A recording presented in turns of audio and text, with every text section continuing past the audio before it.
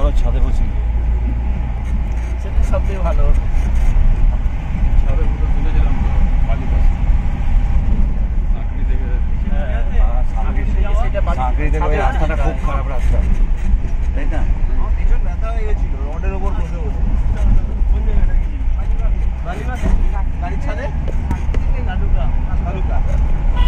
ওই রাস্তাটা খুব খারাপ, হ্যাঁ সবে ব্লাস্টিং, হাতি পিঠে চেপে যাচ্ছি মনে হচ্ছে। শুধু ব্লাস্টিং করেছে, আর কিছু নেই। হ্যাঁ না অ্যাকচুয়ালি বসার জায়গা ছিল, আমরা উপরে